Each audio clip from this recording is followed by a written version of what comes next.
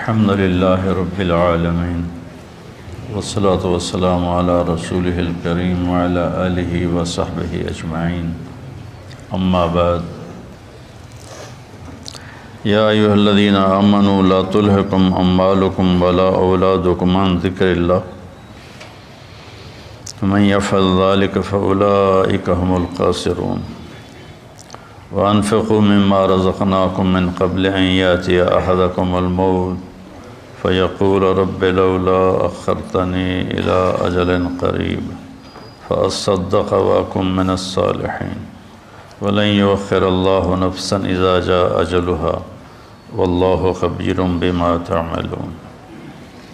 صدق الله العظيم۔ اے ایمان والو، تمہاری اولاد، تمہارے مال تمہیں غافل نہ کر دیں اللہ کی یاد سے، اور جو ایسا کرتا ہے وہی لوگ خاص طور پر ناکام ہیں۔ جو کچھ ہم نے تمہیں دیا ہے اس میں سے خرچ کرو اس سے پہلے کہ موت آئے، اور پھر اس وقت تم کہو یا اللہ پھر تھوڑی مہلت دے دیتا مجھے تو میں خوب کھل کے صدقہ کرتا اور نیک لوگوں میں شامل ہوتا، اور اللہ ہرگز کسی کی وقت کو، موت کو مؤخر نہیں کرتا جب اس کا وقت آ جاتا ہے، اور اللہ جو کچھ تم کرتے ہو وہ سب کچھ جانتا ہے۔ قرآن پاک میں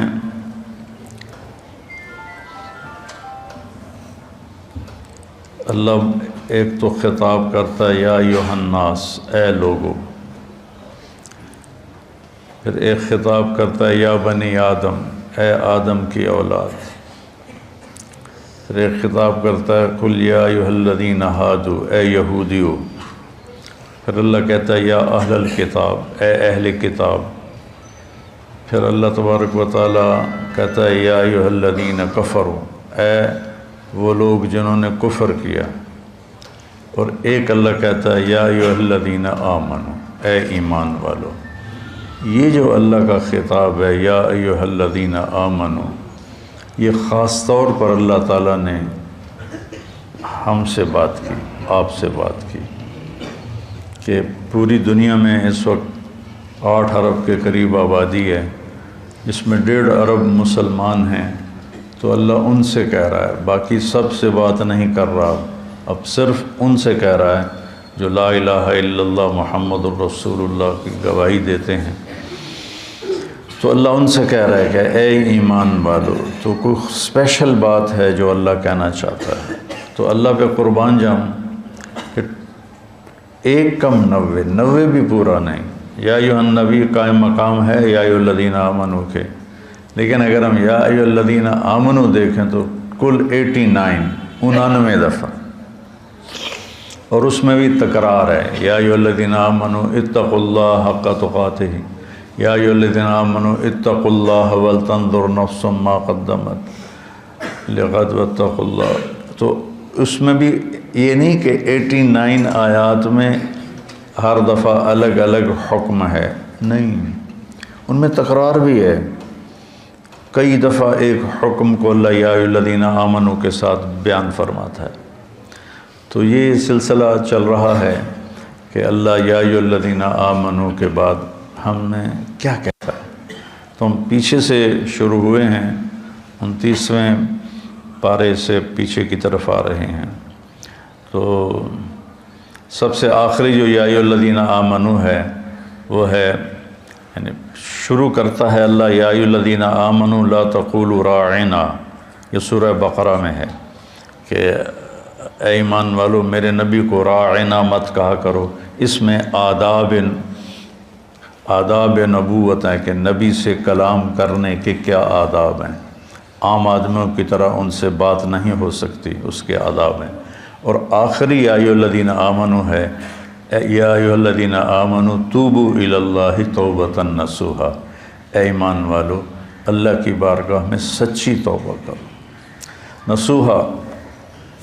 میں بڑی لفظ نصوحہ میں بڑی تسلی ہے، بہت بڑی تسلی ہے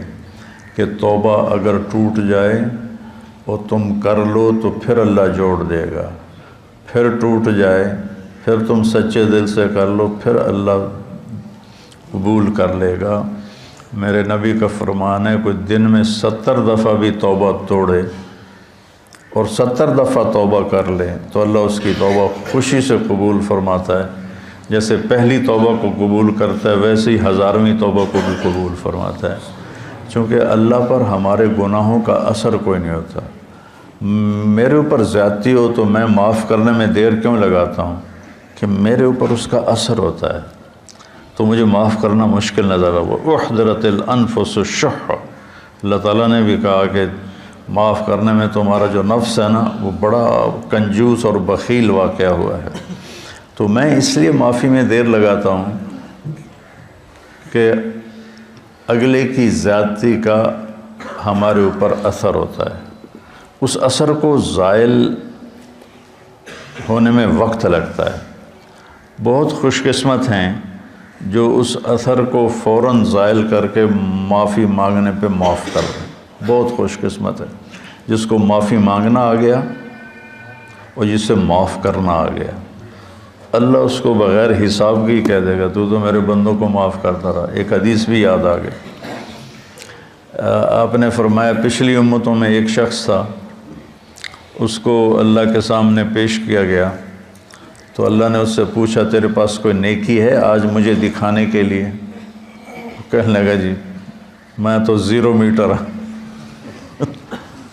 کوئی نیکی نہیں، 0 میٹر کوئی نیکی نہیں یا اللہ۔ تو اللہ تعالیٰ فرمائیں گے اچھا تو سوچ کوئی تم نے کوئی خیر کا کام کبھی کیا ہو؟ وہ کہے گا کیتا ہی کوئی نہیں تو دساں کی یا اللہ، بس ایمان دا بول ہے میرے کو اور کچھ بھی نہیں۔ پھر اللہ فرمائیں گے اور غور کر، تو پھر تھوڑی دیر کے بعد وہ کہے گا یا اللہ میں تاجر تھا تھوک کا، تو میں لوگوں کو مال دیتا تھا، جس کو گھاٹا پڑ جاتا تھا اس کو میں معاف کر دیتا تھا۔ میں اپنے نوکروں سے کہتا تھا اس کو معاف کر دو مت لو، یہاں مکان لکھوا لیتے ہیں، آئے ہائے مکانوں کو تالے لگا دیتے ہیں کہ ساڑھے پیسے دے، مکان ساڑھے نہ لکھ کے دے، بڑا ظلم ہے، بہت ظلم ہے۔ ہماری تجارت کیا ہر شعبہ ہی ظلم سے بھرا ہوا ہے، ہماری عدالتیں ظالم ہیں تو باقیوں کا ظلم تو پھر کیا کہنا۔ تو جس کو گھاٹا پڑ جاتا تھا یا اللہ تو میں اس کو معاف کر دیتا، میں اپنے نوکروں سے کہتا تھا اس کو معاف کر دو۔ اور جو دینے میں ٹال مٹول کرتا تھا، جیسے ہمارے سارے بازار کا ماحول ہے، پیسے پڑے ہوتے ہیں کہتے ہیں اللہ دی قسم ہے کوئی نہیں، اگلے ہفتے آوے جی، یعنی اتنا بڑا جھوٹ بولتے ہیں اور اس پر قسم اٹھا، بیوقوف کم از کم قسم تو نہ اٹھا، جھوٹ بول رہا ہے قسم تو نہ اٹھا، لیکن وہ 2 گناہ کرتے ہیں، ایک جھوٹ بولتے ہیں ایک جھوٹی قسم اٹھاتے ہیں، 2 کبیرہ گناہ ہو گئے۔ الا وقول الزور، میرے نبی فرمایا کہ تمہیں بڑے گناہ بتاؤں، الا اخبرکم باکبر الکبائر، کبیرہ گناہوں کے بھی کبیرہ گناہ بتاؤں، الاشراک باللہ، شرک کرنا، حقوق الوالدین، والدین کو رول کے رکھ دینا، روند کے رکھ دینا، ذلیل کر دینا، قتل النفس، بے گناہ کسی کو قتل کرنا، اور آپ ایسے ٹیک لگا کے بیٹھے ہوئے یہ بات کر رہے تھے، پھر ایک دم آپ ایسے سیدھے ہوئے کہا الا وقول الزور، اور جھوٹا بول اور جھوٹا بول اور جھوٹا بول اور جھوٹا بول۔ اس کو اتنا دہرایا کہ ابو بکر رضی اللہ تعالیٰ عنہ فرماتے ہیں کہ میرے دل میں آیا کہ اب اللہ کرے خاموش ہو جائیں، اتنا اس کو دہرایا، جھوٹا بول جھوٹا بول جھوٹا بول، اور سارے 8 بازار کیا، ریڑھی والے کیا، جھوٹ ہی جھوٹ ہے، جھوٹ ہی جھوٹ ہے، جھوٹ ہی جھوٹ۔ تو وہ کہنے لگا یا اللہ جو تو دے نہیں سکتا تھا اس کو معاف کر دیتا تھا، جو دے سکتا تھا ٹال مٹول کرتا تھا، مجھے پتہ ہے دے سکتا نہیں دیندا پیا، تو میں اپنے نوکروں سے کہتا تھا جھگڑا نہیں کرنا، جب دے دے ٹھیک ہے، جب دے دے ٹھیک ہے، جھگڑا نہیں کرنا، باقی میرے کو کوئی شے کوئی نہیں، نماز نہیں، روزہ نہیں، حج کوئی نہیں، زکوٰۃ کوئی نہیں، ذکر کوئی نہیں، تلاوت کوئی نہیں، تہجد کوئی نہیں، کوئی شے کوئی نہیں کہ یہ ایک گل ہے، تو اللہ تعالیٰ فرمائیں گے واہ میرا بندہ، تو میرے بندوں کو بڑی سہولت دیتا رہا، تو آج میں بھی تمہیں سہولت دیتا ہوں، چل بے ٹکٹا ہی جنت جا، یا جاؤ جنت میں۔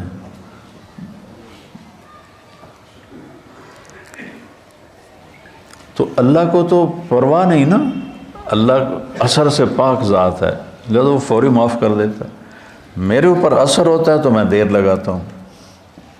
تو ایک معاف کرنا سیکھ لیں اور ایک معافی مانگنا سیکھ لیں، بے حساب جنت میں جائیں گے، چونکہ اس کام کے کرنے والے دنیا میں کوئی نہیں، نہ کوئی زیادتی کر کے معافی مانگتا ہے اور نہ ہی کوئی معافی مانگنے والے کو معاف کرتا ہے۔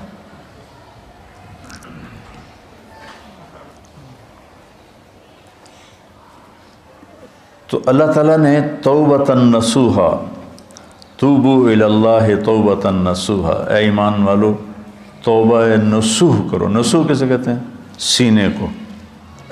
ناصح درزی کو کہتے ہیں، ناصح درزی، آج کل خیاط کہتے ہیں، پرانی عربی میں ناصح کہتے ہیں، ناصح ہوتا ہے، اور من صح سوئی کو کہتے ہیں۔ تو یہ کرتا دھاگے کے ساتھ یہاں سے جڑا ہوا ہے، یہ یہاں سے یہ دھاگے کے ساتھ جڑا ہوا ہے،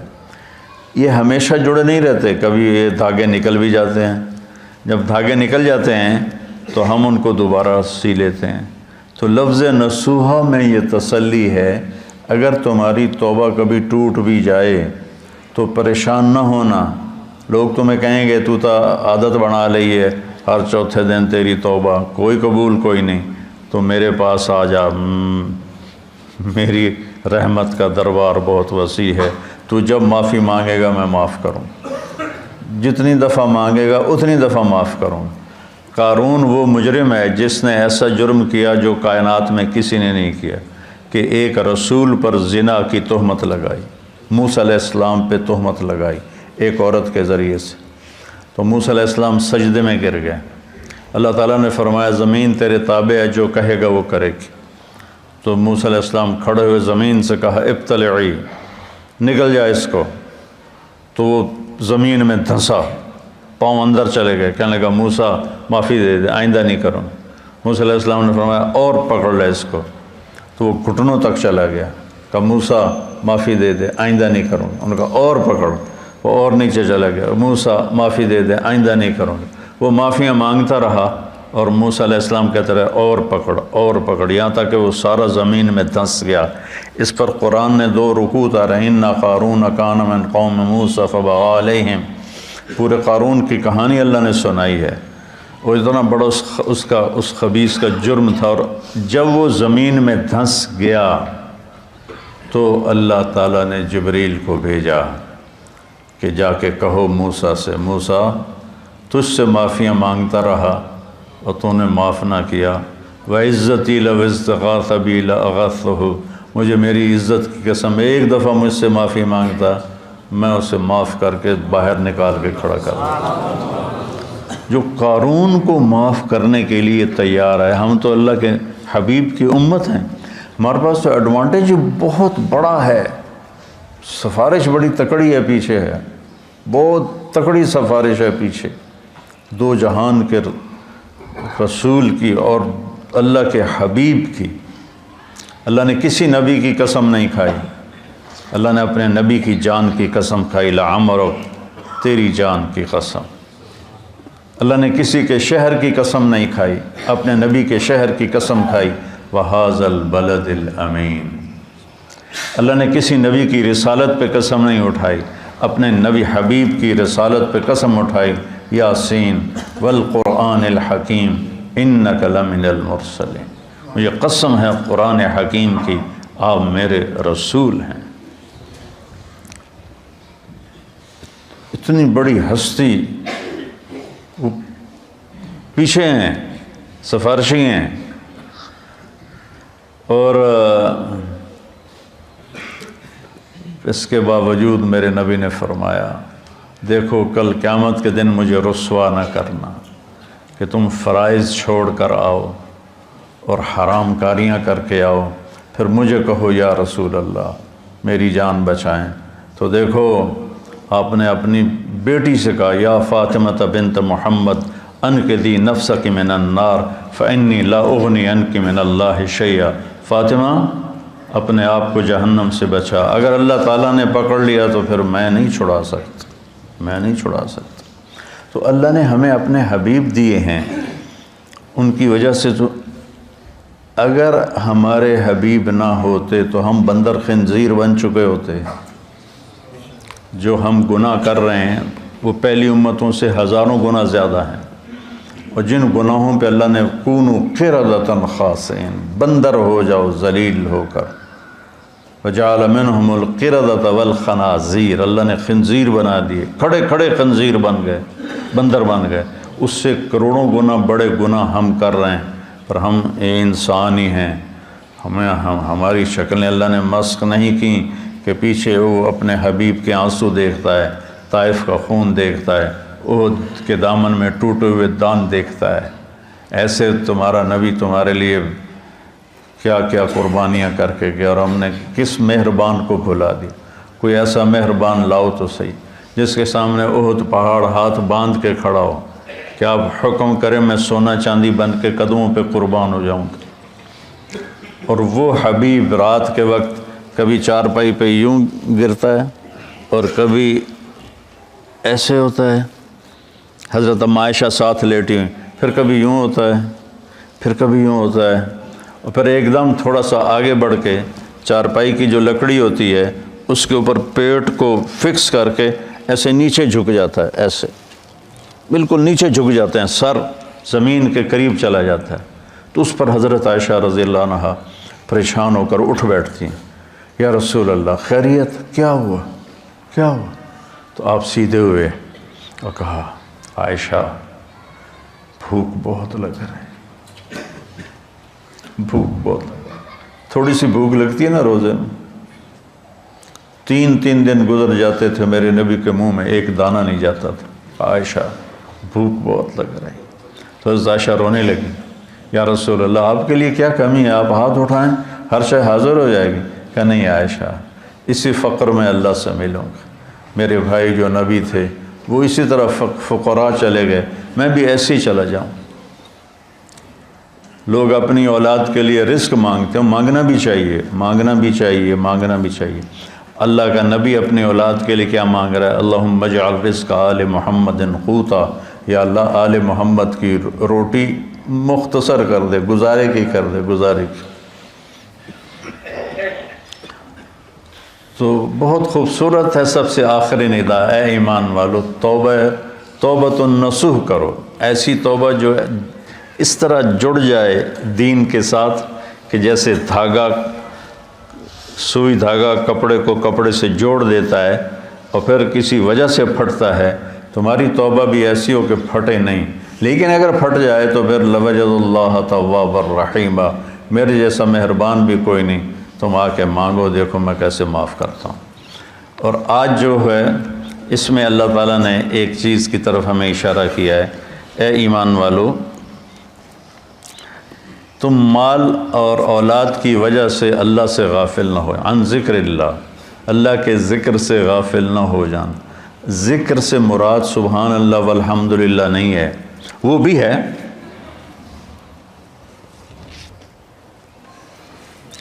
وہ بھی ہے، لیکن ذکر کا مطلب ہوتا ہے یاد، کسی کی یاد آئے، کسی کی یاد آئے تو آدمی اس کا نام لینا شروع کر دیتا ہے، نہیں ایک کیفیت بنتی ہے۔ یہ بچے یہاں رہتے ہیں، لمبا عرصہ رہتے ہیں تو ان کو گھر کی یاد آتی ہے لیٹے لیٹے، تو یہ کیا کہتے ہیں، گھر گھر گھر گھر گھر گھر، نہیں ایک کیفیت ہوتی ہے، کیفیت ہوتی ہے۔ تو وہ یاد، تو جب میں نے رائمنڈ میں زندگی دی تھی تو جب میری 1971 سے اللہ نے مجھے اس راستے میں قبول کیا، جب شادی ہو گئی، شادی کے بعد جب میں رائمنڈ گیا تو اب مجھے ہر چیز کھانے کو آئے، اور مجھے بیگم یاد آئے، مجھے گھر یاد آئے، تو اب میں بیٹھ کے کیا کرتا تھا؟ بیگم بیگم بیگم بیگم بیگم بیگم بیگم بیگم بیگم بیگم ہے۔ یاد، ذکر ایک کیفیت ہوتی ہے، ذکر ایک کیفیت ہوتی ہے، اس کیفیت کا نام ہے، اس کیفیت کا نام ہے ذکر۔ وہ جو کہ یاد کر کے آپ کو ایک کسک محسوس ہوتی ہے، ایک ہوک سی دل میں اٹھتی ہے، ایک درد جگر میں ہوتا ہے۔ ہم رات کو اٹھ اٹھ روتے ہیں جب سارا عالم سوتا ہے، وہ جو ایک کسک محسوس ہوتی ہے اور ایک اندر میں ایک اداسی کی کیفیت بنتی ہے، اس کو ذکر کہتے ہیں۔ پھر